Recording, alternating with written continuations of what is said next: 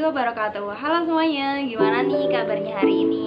Semoga hari ini menyenangkan ya, dan semoga kita semua masih dalam keadaan sehat walafiat. Nah, karena masa pandemi pun juga masih belum berlalu, jadi kita harus tetap menjaga protokol kesehatan, karena kesehatan itu sangat penting. Sebelumnya, perkenalkan dulu, nama saya Aulia Aizatun Niswah dari kelas IATC 2. Saya dari program studi Ilmu Al-Quran dan Tafsir Fakultas Usuluddin dan Humaniora UIN Songo Semarang. Nah, kali ini saya mau berbincang-bincang sedikit atau sharing sedikit tentang filsafat.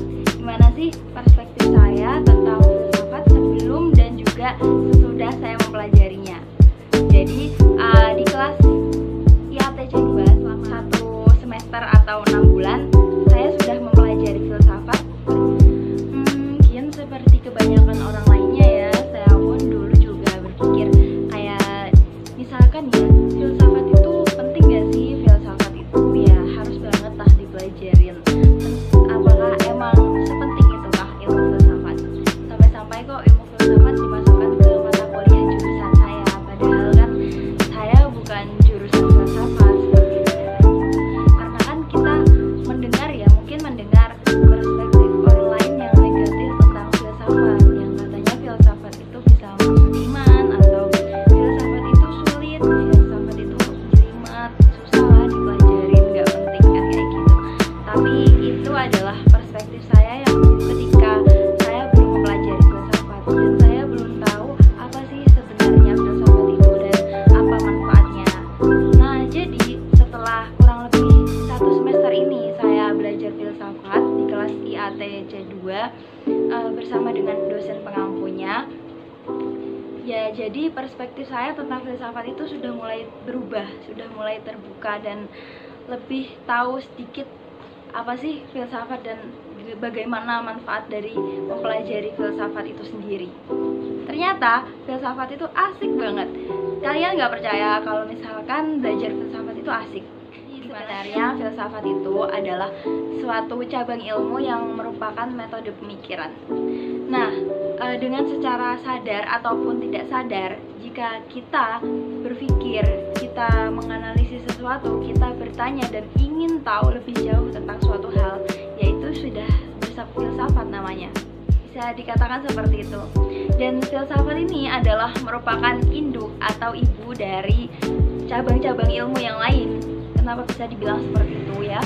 Karena kalau misalkan ya, kita beri contoh, misalkan kita ingin tahu tentang ilmu ulumul Quran, kita kepo dengan ilmu ulumul Quran.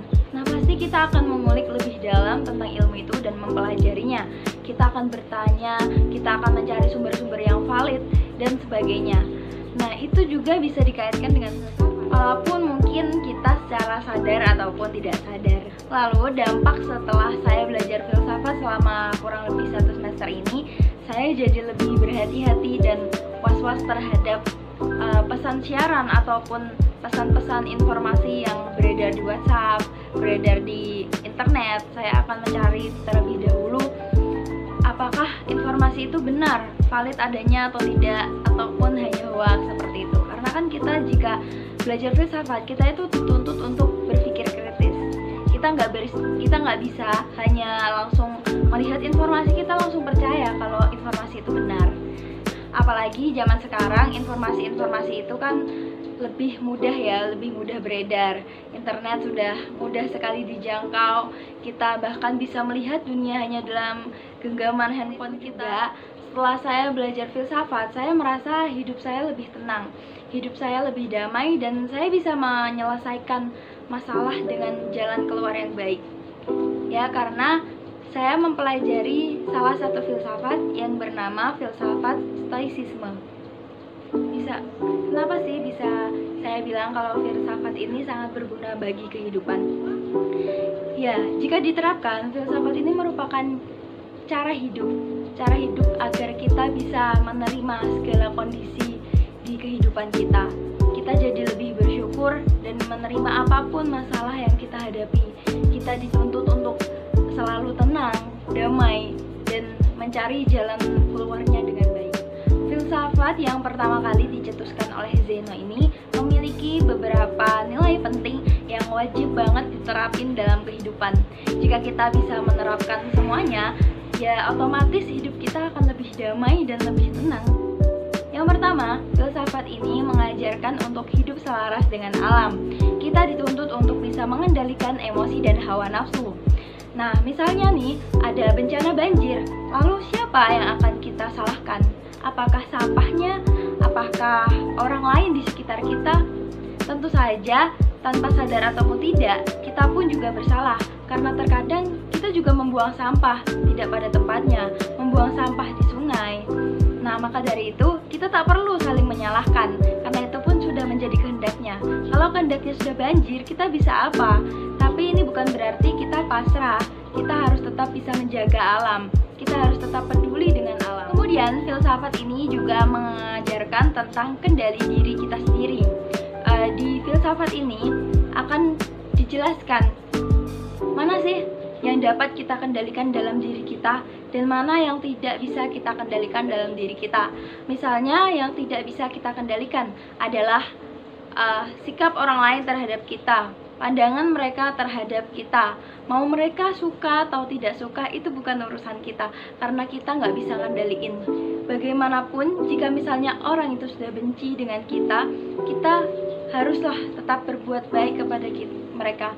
Tapi kita tidak bisa mengontrol mereka, supaya mereka pun juga turut suka kepada kita. Jadi yang bisa kita kendalikan hanyalah sikap kita terhadap mereka, pikiran kita, motivasi kita, tujuan hidup kita, dan lain-lain yang berhubungan dengan diri kita sendiri. Jadi untuk apa gitu kita memikirkan orang lain? Kalau misalkan mereka tak suka dengan kita, ya tak masalah, karena memang kita tidak bisa mengendalikan. Mau mereka suka atau tidak, itu tidak bisa kita kendalikan. Jadi di sini kita akan lebih tenang, kita nggak akan berpikiran yang aneh-aneh, karena memang kita sudah tahu mana sih yang bisa kita kendalikan, mana sih yang nggak bisa kita kendalikan. Dan tentunya masih banyak lagi pelajaran yang aku dapetin dari filsafat ini. Tentunya juga masih banyak inti dari filsafat ini yang kalian harus tahu. Kalau misalkan kalian mau belajar lebih dalam tentang filsafat ini, kalian bisa baca-baca referensi yang ada. Kalian juga bisa menonton yang membahas tentang filsafat stoicisme ini, dan juga sumber-sumber yang lainnya yang lebih valid, supaya informasi yang kalian dapatkan juga lebih banyak dan kalian tentunya akan lebih mengerti tentang filsafat ini. Asik banget beneran kalau misalkan kalian menerapkan filsafat ini dalam kehidupan kalian. Hidup kalian akan lebih tenang, hidup kalian lebih damai, dan kalian bisa menyelesaikan masalah itu dengan kepala dingin, gak perlu dengan emosi. Untuk apa gitu emosi? Kita buang-buang waktu, buang-buang tenaganya untuk emosi. Dan saya pun juga mempelajari tentang berbagai filsafat lainnya, mulai dari filsafat Yunani kuno, filsafat Helenisme Romawi, filsafat Hindia, filsafat Cina, filsafat Nusantara. Dan filsafat-filsafat ini tuh mempunyai ciri khasnya masing-masing. Tentu saja ini akan membuat saya lebih kaya akan pengetahuan filsafat-filsafat yang lainnya, dan kayak merasa jalan-jalan keliling dunia gitu kan. Kita bisa mempelajari filsafat Cina, filsafat India, filsafat Nusantara bahkan. Nah, filsafat Nusantara ini pun dapat membuat saya lebih tahu, lebih kenal dengan bangsa saya sendiri. Karena kalau misalkan kita bahkan tak tahu filosofi dari Nusantara kita sendiri, filosofi dari bangsa kita sendiri, ya bagaimanapun kita hidup di Nusantara, kita harus tahu tentang filosofinya. Banyak banget manfaat yang saya dapatkan setelah saya belajar filsafat di semester 2 ini, alhamdulillah. Nah, kemudian saya pun jadi lebih paham dan lebih peka terhadap para filosof zaman dahulu. Mereka bisa mengembangkan ilmu-ilmu sampai sekarang yang bahkan sekarang pun masih digunakan gitu. Sampai sekarang pun masih dimanfaatkan. Misalnya para filsuf zaman dahulu yang terkenal ada Zeno, ada Aristoteles tentunya kita kenal, terus Thales, Socrates, Plato, siapa yang tak kenal mereka? Bahkan orang yang mungkin belum terlalu jauh belajar filsafat pun jika mendengar namanya akan tahu, oh itu adalah tokoh-tokoh filsafat yang zaman dahulu itu bisa mengembangkan ilmunya, sampai kita pun sekarang tahu ada beberapa pemikiran-pemikiran mereka yang mungkin dari kita pun menggunakannya, kita pun mengadopsi pemikiran-pemikiran mereka. Lalu juga ada tokoh filsuf yang bernama Pythagoras. Tentunya kalian yang sekolah ataupun mengenyam dunia pendidikan akan tahu kalau Pythagoras ini adalah salah satu materi dari ilmu matematika. Siapa yang sangka bahwa nama Pythagoras ini diambil dari nama penciptanya, yaitu Pythagoras. Dan ini juga merupakan dari filsuf, dari tokoh. Jadi dapat saya simpulkan bahwa banyak sekali manfaat yang saya dapatkan setelah saya belajar filsafat selama kurang lebih 1 semester ini. Nah itu dia sedikit sharing atau pengalaman saya tentang belajar filsafat. Nah gimana nih sama pengalaman kalian? Apakah pengalaman kalian belajar filsafat juga seru? Atau gimana? Boleh dong diceritain.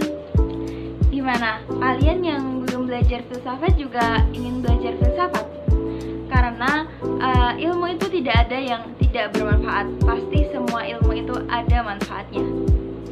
Oke, itu tadi adalah sedikit sharing dari saya. Terima kasih untuk semuanya, dan apabila ada perkataan saya yang tidak berkenan di hati, mohon maaf sebesar-besarnya. Wassalamualaikum warahmatullahi wabarakatuh. Sampai jumpa.